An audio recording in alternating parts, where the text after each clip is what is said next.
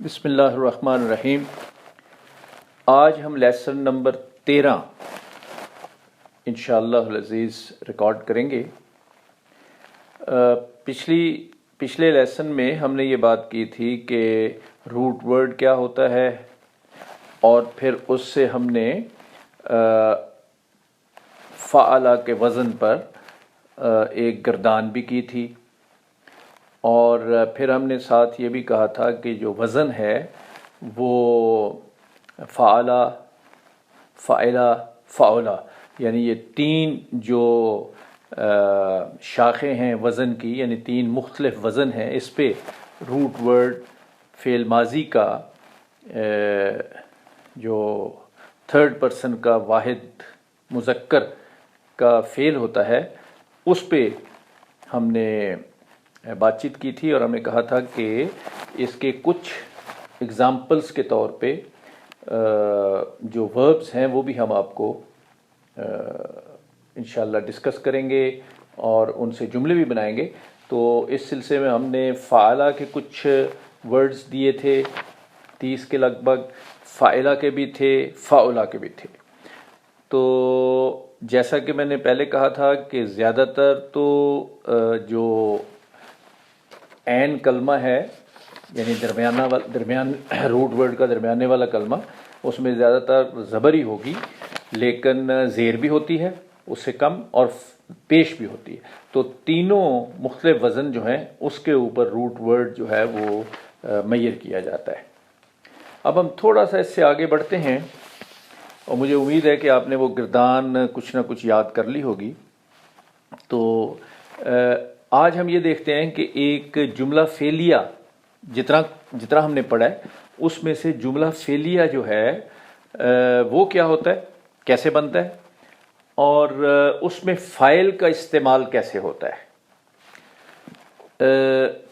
جیسے گردان کے بیچ میں جب ہم نے فعلا کہا تو اس کا مطلب تھا اس ایک مذکر نے کیا، تو اس کے اندر جو فاعل تھا وہ چھپا ہوا تھا، ہم نے علیحدہ ہوا نہیں لکھا۔ جیسے انگلش میں یہ ہوتا تو پھر یہ تھا کہ ہی ڈیڈ، لیکن یہاں ہم نے وہ نہیں لکھا۔ تو وہ جو ضمیر ہے یا جو پرناؤن چھپے ہوئے ہیں وہ فاعل کا کام دیتے ہیں، لیکن ہم جو ظاہر، اس کو تو خفیہ فاعل کہہ لیں، لیکن جو ظاہر فاعل ہوتا ہے اس کا استعمال کیسے ہوتا ہے وہ تھوڑی سی بات کرتے ہیں۔ اچھا، یہ یاد رکھیں کہ فعل سے یا ورب سے شروع ہونے والا جملہ فعلیہ کہلاتا ہے۔ جیسے ہم نے پہلے جملہ اسمیہ کی بات کرتے تھے، اسم کو پڑھتے وقت اس کو جو اسم سے شروع ہو اس کو جملہ اسمیہ کہتے ہیں، اور یہ جملہ فعلیہ کہلاتا ہے۔ کوئی بھی فعل فاعل کے بغیر نہیں ہو سکتا۔ ماضی کے ہم نے جو 3 وزن پڑھے ہیں، ان کی گردان میں جو صیغہ استعمال ہوا ہے وہ ایک مکمل جملہ فعلیہ ہے، اور ہر صیغے میں ایک فاعل ضمیر کی صورت میں موجود ہے، جیسے میں نے پہلے آپ کو بتایا، اور وہ چھپی ہوئی ضمیر ہے یا فاعل چھپا ہوا ہے۔ فاعل حالت رفع میں ہوتا ہے جیسے آپ کو پتہ ہے، لہذا ہر صیغے میں جو چھپی ہوئی ضمیر ہے وہ بھی حالت رفع والی ضمیر ہوگی۔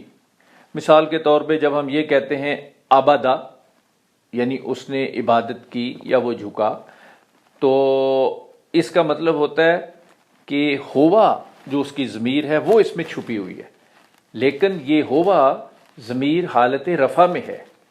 اسی طرح باقی ضمیریں جو ہیں، ہما، ہم، ہیا، ہما، ہننا، انتا، انتما، انتم، انتی، انتما، انتن، انا، نحن، یہ ساری کی ساری ہم نے جب اسم پڑھ رہے تھے تو ہم نے کہا تھا یہ پرناؤنز ہیں، یہ چھپی ہوئی ضمیر کے طور پہ یہاں فعل کے ساتھ یوز ہو رہی ہے۔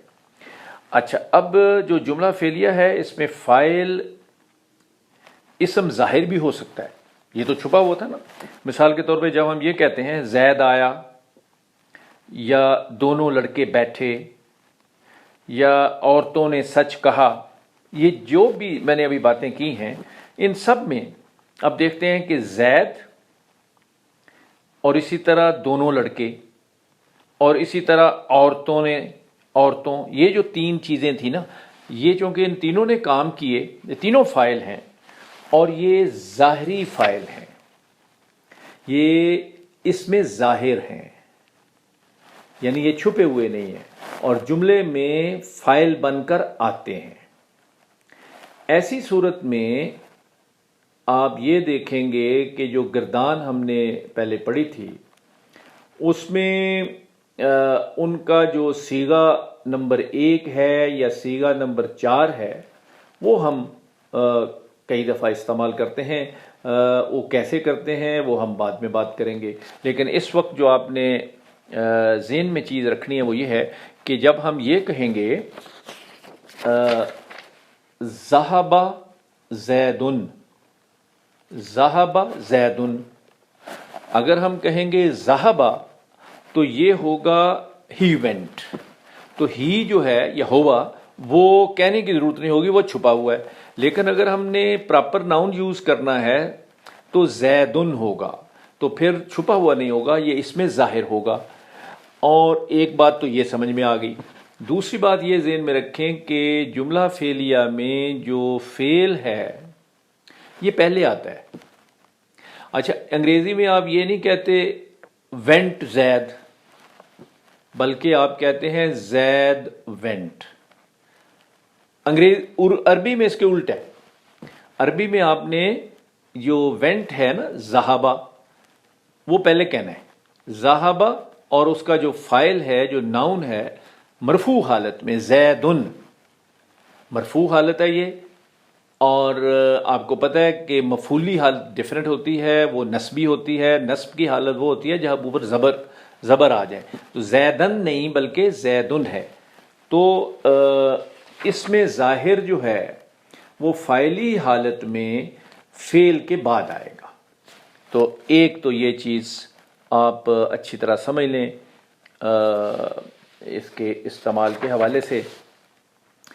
دوسری چیز جو ویری بریفلی میں بتاؤں گا وہ یہ ہے کہ جس اسم پر فعل واقع ہو اسے مفعول کہتے ہیں۔ فاعل کا تو ہمیں پتہ چل گیا کہ فاعل وہ ہے جو خود کام کرے، لیکن جس کے اوپر فعل واقع ہو اسے مفعول کہتے ہیں۔ اور کچھ فعل ایسے ہوتے ہیں کہ جنہیں بات مکمل کرنے کے لیے مفعول کی ضرورت ہی نہیں، اور ایسے فعلوں کو ہم عام طور پہ فعل لازم کہتے ہیں یا انٹرانزٹیو وربز کہتے ہیں، انٹرانزٹیو وربز۔ مثلا زید گیا، اب زید وینٹ، اس کے بعد کسی چیز کی ضرورت نہیں، جملہ مکمل ہے۔ لیکن کچھ فعل ایسے ہوتے ہیں جن میں بات مکمل کرنے کے لیے مفعول کی ضرورت ہوتی ہے، انہیں متعدی افعال کہہ دیتے ہیں، ٹرانزٹیو وربز۔ مثلا لڑکے نے پانی پیا، اب یہاں اس کو لڑکے نے پیا یہ بات تو ہے، لیکن پانی جب اس کو ایکسپلین کرنا ہوگا کہ اس نے کیا پیا تو اس کو ضرورت پڑ گئی کہ پانی پیا۔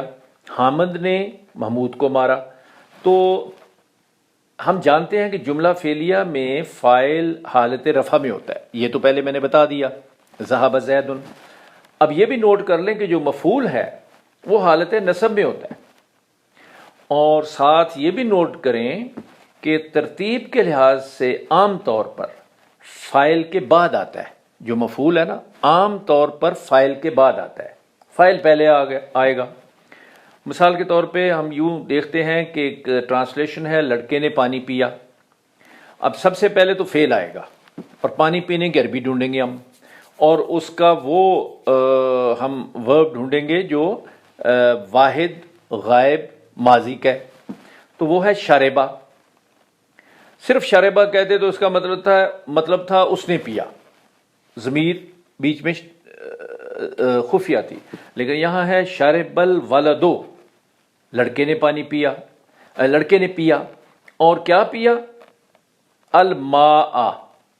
اب الولد فاعل ہے اور مرفوع حالت میں ہے، جو کام اس نے کیا یا جس پر وہ عمل ہوا وہ الماء تھا اور وہ منصوب حالت میں ہے اور وہ مفعول ہے۔ شرب الولد الماء، حامد نے محمود کو مارا۔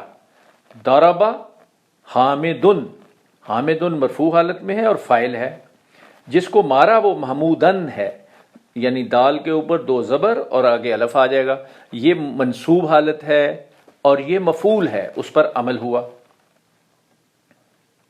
تو یہ فاعل اور مفعول کا استعمال ہے جملہ فعلیہ میں۔ آج ہم اپنی ڈسکشن یہیں تک رکھتے ہیں۔ جزاک اللہ خیر۔ السلام علیکم ورحمۃ اللہ وبرکاتہ۔